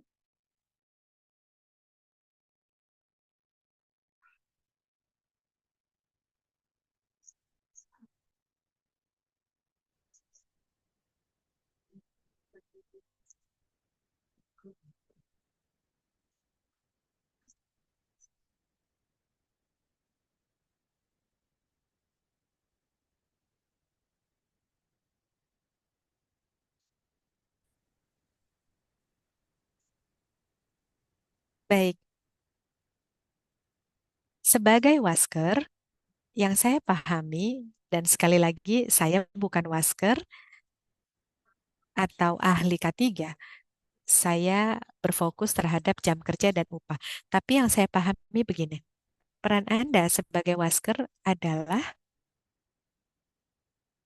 untuk melakukan tindakan pencegahan dan memeriksa apakah jam kerja dan regulasinya sudah diterapkan atau ditegakkan secara praktik. Saya juga paham bahwa ada peran pelaporan yang diusung oleh Wasker. Nah, jika undang-undang sudah diterapkan, tapi Anda masih mengidentifikasi adanya keprihatinan dan juga potensi untuk risiko kecelakaan, Anda juga mungkin ingin melaporkan isu-isu tersebut ke petugas yang berwenang Dan tentunya ada kasus-kasus di sektor tertentu di beberapa negara di mana pihak yang berwenang mulai menerima aduan atau laporan yang bisa membantu petugas berwenang untuk mengidentifikasi isu tertentu di sektor tertentu di kawasan tertentu dan itu akan membantu petugas berwenang untuk menangani isu tersebut melalui kebijakan atau tindakan yang diimplementasikan oleh pemerintah. Jadi,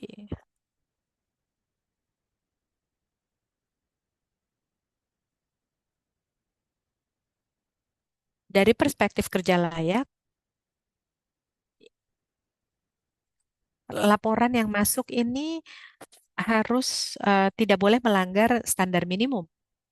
Nah, jadi jika ada keprihatinan dan laporan yang muncul terlepas dari kepatuhan legal, karena kadang ini peluang untuk dialog sosial yang konstruktif untuk peningkatan di tempat kerja. Ini bisa menjadi jalan keluar untuk mempromosikan dialog antara pengusaha dan pekerja untuk coba mencari tahu apa yang terjadi dan coba untuk menyelesaikan permasalahan tersebut. Tapi ini juga merupakan peluang untuk melaporkan keluhan-keluhan tersebut ke petugas berwenang dan juga untuk membuat petugas bisa memahami mengenai adaptasi dan tindakan dan juga rancangan kebijakan baru dan lain-lain. Terima kasih. Terima kasih Ibu untuk penjelasannya. Saya harap ada panduan yang jelas walaupun memang ada relasi yang kuat tapi tetap saja ada ruang untuk peluang untuk mengembangkan kebijakan ke depannya. Terima kasih Ibu atas penjelasannya. Baik, Pak Lutfi, apakah cukup? Ya,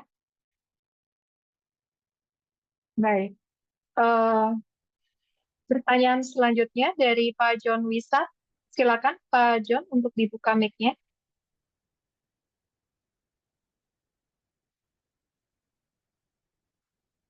Selamat sore.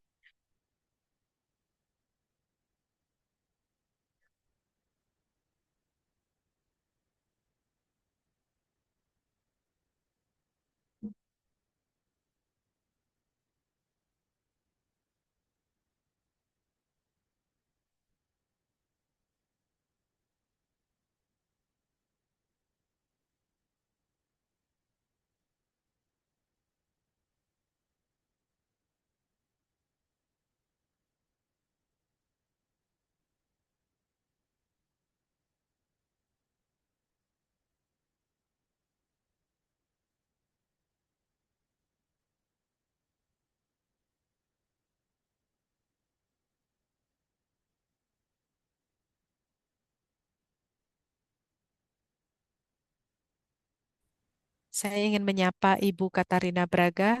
Selamat sore dari Indonesia, dari Pulau Batam. Saya ada pertanyaan. Apa yang Ailo lakukan untuk jam kerja yang ditentukan oleh Ailo? Contohnya, untuk negara-negara ASEAN dan Afrika seperti Bhutan,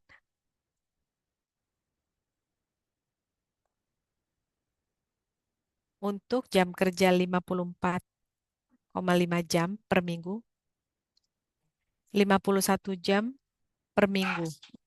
Dan juga negara yang memiliki jam kerja rata-rata. Itu pertanyaan saya. Baik, yang mana yang mau dijawab dulu? Silakan untuk beberapa. Dokter Tresya, saya Oke. ingin me- memperlihatkan studi yang sudah dilakukan ya dengan rekan-rekan saya di ILO Jakarta. ILO melakukan studi di 2021 bersama-sama dengan WHO Dan kami berkesimpulan bahwa jam kerja 55 jam per minggu secara signifikan meningkatkan resiko penyakit jantung.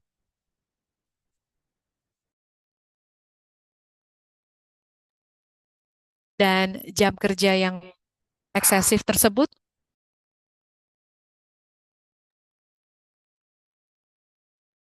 bisa merusak kesehatan pekerja dan pengusaha, dan sehingga ini membutuhkan penyelesaian permasalahan.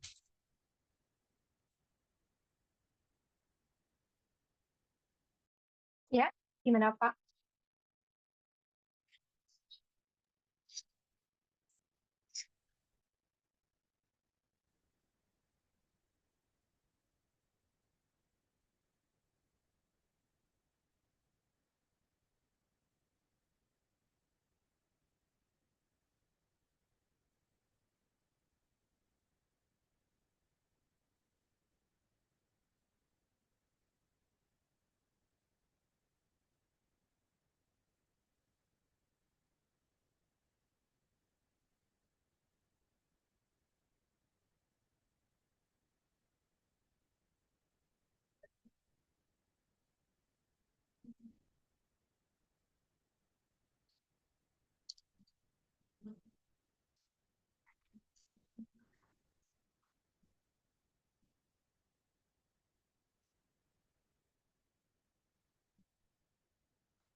Nomor 3 tahun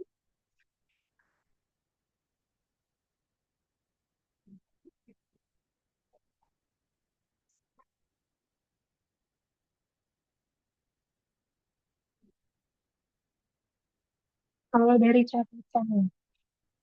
Baik,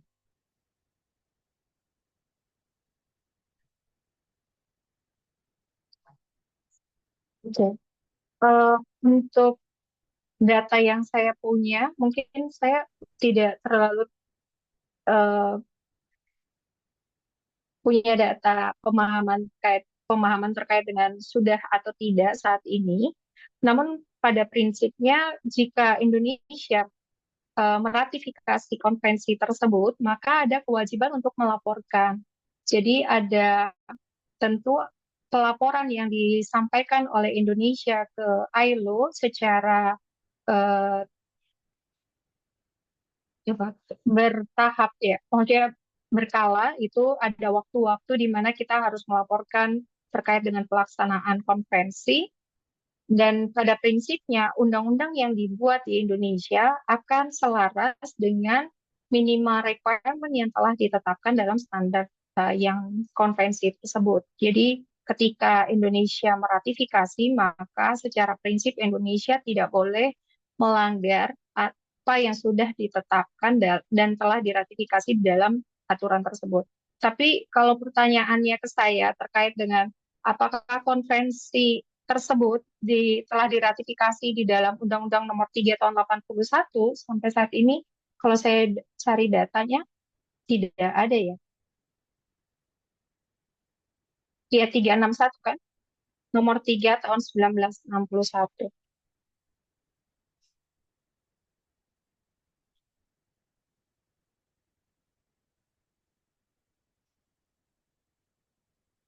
Sebentar. 1957 dari data konvensi kita nggak ada. Tidak ada, iya, konvensi tersebut belum diratifikasi oleh Indonesia.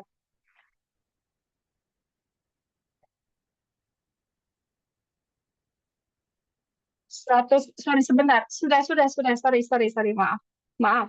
Konvensi ILO nomor 106 tahun 1957 tentang istirahat mingguan ya dalam perdagangan dan kantor dibuat pada tahun 1957 dan Indonesia meratifikasi dengan Undang-Undang nomor 3 tahun 61. Saya ralat ya jawaban saya tentang persetujuan konvensi organisasi perburuhan internasional nomor 106 mengenai istirahat mingguan dalam perdagangan dan kantor-kantor. Nah, secara prinsip ketika Indonesia meratifikasi konvensi tersebut, maka kemudian peraturan perundangan yang ada terkait dengan jam kerja mingguan itu juga tidak boleh keluar dari jalur atau rule yang telah diatur di dalam konvensi.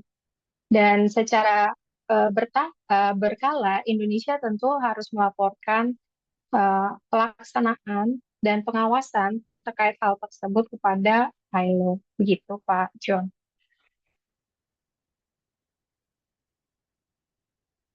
Masih, oh, undang-undangnya.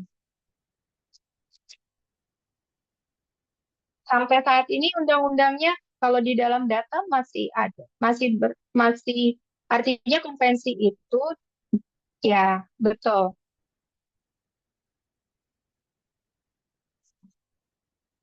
Ya,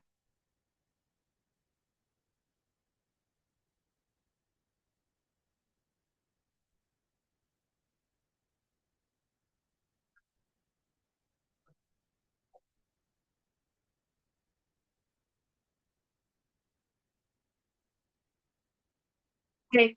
Sama-sama Pak John.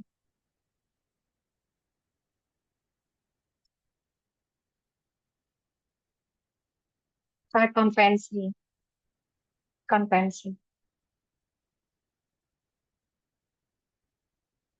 Hmm.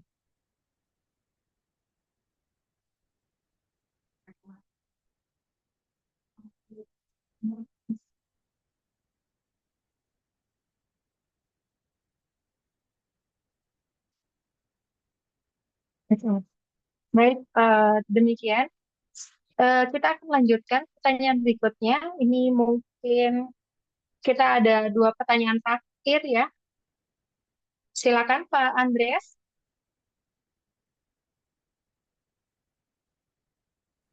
Terima kasih. Saya ingin mengajukan pertanyaan mengenai standar ILO, mengenai pensiun, mengenai usia pensiun dari ILO. Mungkin di Eropa sudah baik mengenai standar usia pensiun, tapi di Indonesia untuk ASN itu sulit untuk eh, pensiun karena jika tidak bekerja tidak dapat uang. Dan karena itu banyak sekali orang yang sudah tua masih bekerja di perusahaan dan mencari uang untuk walaupun pada saat usianya sudah tua. Bisakah jelaskan soal ini? Saya ingin tahu soal itu.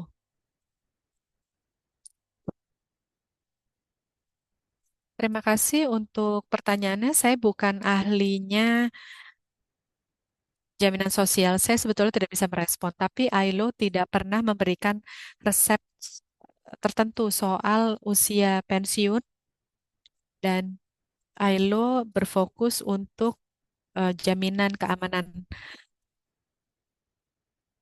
pendapatan dan juga sistem jaminan sosial. Jadi usia pensiun itu berbeda antar perusahaan, antar negara dan juga antar sektor. Nah, saya takutnya saya tidak bisa lebih jauh ya mengenai hal itu. Dan untuk jawaban yang lebih terperinci, mungkin Anda bisa menjangkau rekan saya di Jamsos ya. Saya yakin mungkin kita bisa ambil pertanyaan lain ya. Dan kemudian kita tutup. Terima kasih banyak. Baik, terima kasih. Mrs. Braga, we have two questions. Ada pertanyaan, Ibu Pertanyaan Braga. pertama, apakah ILO melakukan pengawasan terhadap regulasi waktu kerja di setiap negara anggota yang telah meratifikasi konvensinya? Dan yang kedua, apakah eh, kita dapat memastikan kerja yang bekerja lebih dari 40 jam per hari, bekerja 40 jam sehari pada perusahaan yang menerapkan sistem hybrid? Jadi ada dua pertanyaan. Mohon dijawab. Terima kasih.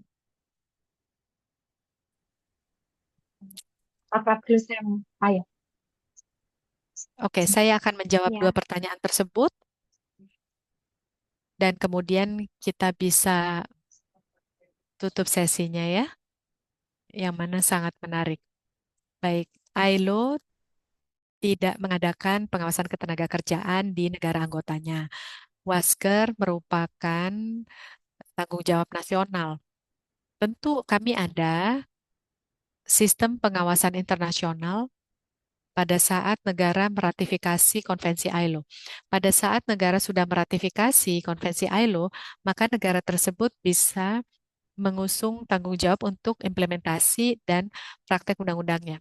Maka ILO melakukan supervisi melalui sistem pemantauan yang meliputi pelaporan berkala, seperti yang tadi Dr. Tresya sampaikan, melalui pemerintah, bagaimana proses ratifikasi diterapkan, dan kemudian review melalui komite ahli dari penerapan standar, diskusi dengan konferensi internasional, konferensi ketenagakerjaan internasional, kemudian ILO juga memberikan bantuan teknis, pelatihan, sebagaimana yang kita lakukan hari ini, pelatihan untuk Wasker, dan juga jenis layanan untuk memastikan penguatan layanan kepengawasan dan juga layanan untuk negara anggota. Jadi ini adalah permintaan sukarela dari negara anggota, sebagaimana halnya ratifikasi ini juga merupakan keputusan sukarela dari negara anggota. Terima kasih. Baik. Saya rasa cukup. Terima kasih kepada Ibu Katarina Braga dan juga Bapak Ibu atas peran aktifnya di dalam interaksi diskusi kita pada sore hari ini. Dan Bapak Ibu, pada kuliah umum kita memperoleh banyak pengalaman terkait dengan pengaturan jam kerja dan juga waktu istirahat dan juga pengalaman dari sisi internasional, gambaran secara internasional dan kita kolaborasikan dengan kondisi di Indonesia. Saya harap semua yang kita dapatkan ini memperkaya ilmu dan pengalaman kita untuk melaksanakan tugas dan tanggung jawab sebagai seorang pengawas ketenagakerjaan. Baik, Bapak Ibu, demikian kuliah umum pada sore hari ini. Saya mengucapkan special thanks to Mr. Katarina Braga. Thank you. Dan terima kasih untuk seluruh peserta. Demikian kuliah umum ini dapat berakhir. Saya boleh menyerahkan kembali kepada MC. Silakan. Baik, terima kasih Ibu Dokter. Terima kasih banyak. Selamat sore. Senang sekali bisa bersama Anda semua di sini. Terima kasih banyak kepada rekan-rekan dari ILO Jakarta untuk undangannya. Thank you. Dan saya akan senang sekali untuk berpartisipasi lagi di masa mendatang. Terima kasih. Baik, terima kasih Ibu Katarina Braga. Baik, Bapak Ibu yang berbahagia, selanjutnya kita akan foto bersama terlebih dahulu. Dipersilahkan kepada Bapak Ibu untuk mengaktifkan kameranya. Baik, langsung saja saya hitung. 1, 2, 3. Untuk slide berikutnya, 1, 2, 3. Baik, terima kasih. Alhamdulillah, kita sudah sampai di penghujung sesi hari ini. Terima kasih banyak kepada Ibu Katarina Braga atas ilmunya yang sangat luar biasa bermanfaat dan kepada Bapak Ibu peserta yang semangat dalam mengikuti pembelajaran hari ini. Mohon diperhatikan juga Bapak Ibu, jangan lupa untuk mengisi kuesioner penilaian pengajar sebagai bukti kehadiran Bapak Ibu dan untuk mengklaim sertifikat bagi Bapak Ibu yang bukan peserta. Program Peningkatan Kompetensi WKWI. Bagi peserta program Peningkatan Kompetensi WKWI, kuliah umum merupakan bagian dari rangkaian program tersebut, sehingga sertifikat program peningkatan kompetensi sudah mencakup dengan kegiatan kuliah umum. Mohon diperhatikan juga kepada Bapak Ibu peserta program peningkatan kompetensi WKWI, terdapat deadline penugasan UK6, kuis dan uji pengetahuan, yaitu tanggal 6 Maret tahun 2026 pukul 23.59 waktu Indonesia Barat, dan deadline penugasan UK7, kuis dan uji pengetahuan, yaitu tanggal 9 Maret 2026 pukul 23.59 waktu Indonesia Barat. Bapak Ibu dimohon untuk selalu mengerjakan seluruh penugasan dengan tepat waktu. Saya mohon maaf apabila ada kesalahan kata selama Zoom pembelajaran hari ini. Semoga Bapak Ibu tetap sehat selalu, bersemangat, dan diberi kelancaran dalam bekerja, serta dapat mengikuti seluruh tahapan pembelajaran ini sampai akhir. Sekian dan terima kasih Bapak Ibu. Selamat menunaikan ibadah puasa bagi Bapak Ibu yang menjalankannya. Wassalamualaikum warahmatullahi wabarakatuh. Thank you, Mrs. Braga. Terima kasih Bapak Ibu semua. Sukses selalu.